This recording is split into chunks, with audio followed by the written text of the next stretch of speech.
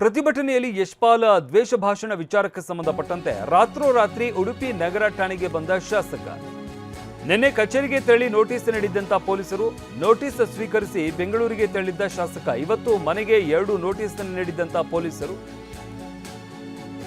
ಎರಡನೇ ನೋಟಿಸ್ ಮಾಹಿತಿ ಗೊತ್ತಾಗ್ತಾ ಇದ್ದಂತೆ ಸ್ಟೇಷನ್ಗೆನೆ ಆಗಮಿಸಿದ್ದಾರೆ. ಬೆಂಗಳೂರಿನಿಂದ ಬಂದು ಠಾಣೆಗೆ ಆಗಮಿಸಿದಂತಹ ಶಾಸಕ ಉಡುಪಿ ನಗರ ಠಾಣೆಗೆ ಬಂದ ಯಶ್ಪಾಲ್ ಸುವರ್ಣ ತಮ್ಮ ವಕೀಲರೊಂದಿಗೆ ಠಾಣೆಗೆ ಶಾಸಕರು ಆಗಮಿಸಿದ್ದಾರೆ. 1 ಗಂಟೆ ವಿಚಾರಣೆ ನಡೆಸಿದಂತ ಉಡುಪಿ ಪೊಲೀಸರು 1 ಗಂಟೆ ವಿಚಾರಣೆ ಎದುರಿಸಿ ಯಶ್ಪಾಲ್ ಈಗ ಸದ್ಯಕ್ಕೆ ಹೊರಟಿದ್ದಾರೆ ಅಂತ ಹೇಳಲಾಗ್ತಾ ಇರುವಂಥದ್ದು. ನಿನ್ನೆ ಕೂಡ ನೋಟಿಸನ್ನು ನೀಡಲಾಗಿತ್ತು. ನೋಟಿಸ್ ಸ್ವೀಕರಿಸಿ ಅವರು ಬೆಂಗಳೂರಿಗೆ ಬಂದಿರ್ತಾರೆ. ಆದರೆ ಮತ್ತೊಂದು ನೋಟಿಸನ್ನು ಪೊಲೀಸರು ನೀಡಿದಂತಹ ಕಾರಣದಿಂದಾಗಿ ತಡರಾತ್ರಿ ಆದರೂ ಕೂಡ ಅವರು ಸ್ಟೇಷನ್ಗೆ ಹೋಗಿ ನೋಟಿಸ್ ನೀಡಿದಂಥ ವಿಚಾರಕ್ಕೆ ಸಂಬಂಧಪಟ್ಟಂತೆ ಮಾಹಿತಿಯನ್ನು ಹಂಚಿಕೊಂಡಿದ್ದಾರೆ. ತಮ್ಮ ವಕೀಲರ ಜೊತೆ ನೇರವಾಗಿ ಸ್ಟೇಷನ್ಗೆ ಹೋಗಿರುವಂತಹ ಯಶ್ಪಾಲ್ ಸುವರ್ಣ ಸುಮಾರು 1 ಗಂಟೆಗಳ ಕಾಲ ಅವರ ವಿಚಾರಣೆಯನ್ನು ನಡೆಸಲಾಗಿರುವಂಥದ್ದು. ತಮ್ಮ ವಕೀಲರ ಜೊತೆ ಅವರು ಸ್ಟೇಷನ್ಗೆ ಹೋಗಿರ್ತಾರೆ. 1 ಗಂಟೆಗಳ ಕಾಲ ವಿಚಾರಣೆಯನ್ನು ನಡೆಸಲಾಗುತ್ತೆ.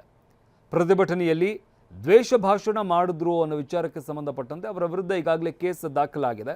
ಈ ಕೇಸ್ಗೆ ವಿಚಾರಕ್ಕೆ ಸಂಬಂಧಪಟ್ಟಂತೆ ವಿಚಾರಣೆಗೆ ಬನ್ನಿ ಅಂತ ನೋಟಿಸನ್ನು ನೀಡಲಾಗಿತ್ತು. ನಿನ್ನೆ ಕೂಡ ನೋಟಿಸ್ ನೀಡಲಾಗಿತ್ತು. ಇವತ್ತು 2ನೇ ನೋಟಿಸ್ ಕೊಟ್ಟಂಥ ಕಾರಣದಿಂದಾಗಿ ಅವರು ಇವತ್ತು ವಿಚಾರಣೆಗೆ ಹಾಜರಾಗಿದ್ದರು.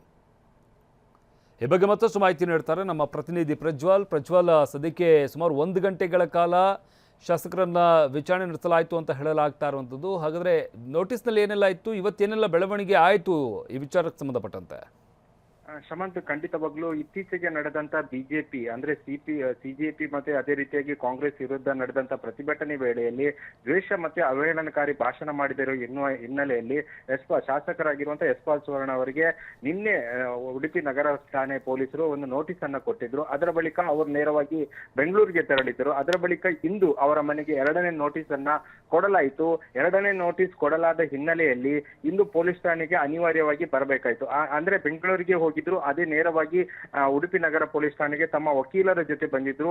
ಸುಮಾರು 1 ಗಂಟೆಗಳ ಕಾಲ ವಿಚಾರಣೆ ನಡೆಸಿದ ಬಳಿಕ ಸುಮಾರು 72 ಪ್ರಶ್ನೆಗಳನ್ನ ಯಶ್ಪಾಲ್ ಸುವರ್ಣ ಅವರಿಗೆ ಕೇಳಿದ್ದಾರೆ ಅಂತ ಪೊಲೀಸ್ ಮೂಲಗಳು ನಮಗೆ ತಿಳಿಸಿರುವಂತದ್ದು.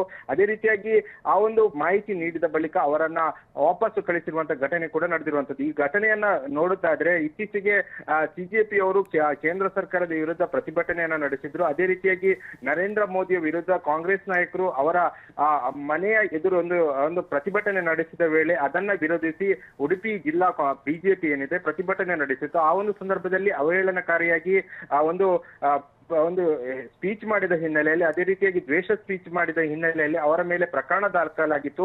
ಉಡುಪಿ ಸೇರಿದಂತೆ ಜಿಲ್ಲೆ ಅದೇ ರೀತಿ ರಾಜ್ಯದ ಕೆಲವು ಕಡೆಗಳಲ್ಲಿ ಪ್ರಕರಣ ದಾಖಲಿಸುವಂತ ಕೆಲಸವನ್ನ ಕಾಂಗ್ರೆಸ್ ಕಾರ್ಯಕರ್ತರು ಮಾಡಿದ್ದು. ಅದೇ ಹಿನ್ನೆಲೆಯಲ್ಲಿ ಇಂದು ಅವರನ್ನ 2ನೇ ನೋಟಿಸ್ ಕೊಡಲಾಗಿತ್ತು. ಆ ಹಿನ್ನೆಲೆಯಲ್ಲಿ ಅವರಿಂದ ಮಾಹಿತಿಯನ್ನ ಕಲೆಯಾಗುವ ಕೆಲಸವನ್ನ ಉಡುಪಿ ನಗರ ಪೊಲೀಸರು ಮಾಡಿದ್ರು. ಆ ಹಿನ್ನೆಲೆಯಲ್ಲಿ ತಮ್ಮ ವಕೀಲರ ಜೊತೆ ನಗರ ಪೊಲೀಸ್ ಠಾಣೆಗೆ ಬಂದಿರು. 1 ಗಂಟೆಗಳ ಕಾಲ ವಿಚಾರಣೆ ನಡೆಸಿ ಅದರ ನಂತರ ವಾಪಸ್ ಕಳಿಸುವಂತ ಕೆಲಸವನ್ನ ಪೊಲೀಸರು ಮಾಡಿರುವಂತದ್ದು. ಶಮಂತ್, ಧನ್ಯವಾದ ಪ್ರಜ್ವಲ್ ನಿಮ್ಮೆಲ್ಲ ಮಾಹಿತಿಗಾಗಿ.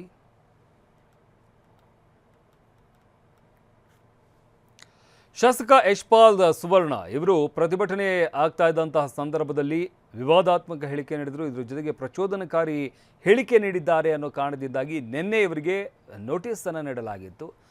ನೋಟಿಸನ್ನು ಸ್ವೀಕರಿಸಿದಂತಹ ಯಶ್ಪಾಲ್ ಸುವರ್ಣ ಅವರು ನಂತರ ಬೆಂಗಳೂರಿಗೆ ಆಗಮಿಸಿರ್ತಾರೆ. ಆದರೆ ಇವತ್ತು ಮತ್ತೊಮ್ಮೆ ಪೊಲೀಸ್ ಇಲಾಖೆಯಿಂದ ಅವರಿಗೆ ನೋಟಿಸನ್ನು ನೀಡಲಾಗಿರುತ್ತೆ. ಈ ಹಿನ್ನೆಲೆಯಲ್ಲಿ 2ನೇ ನೋಟಿಸ್ ಬಂದಂತಹ ಕಾರಣದಿಂದಾಗಿ ತಡರಾತ್ರಿ ಆದರೂ ಕೂಡ ಇವತ್ತು ಸಂಜೆ ಅವರು ನೇರವಾಗಿ ತಮ್ಮ ವಕೀಲರ ಜೊತೆ ಸ್ಟೇಷನ್ಗೆ ಹೋಗ್ತಾರೆ.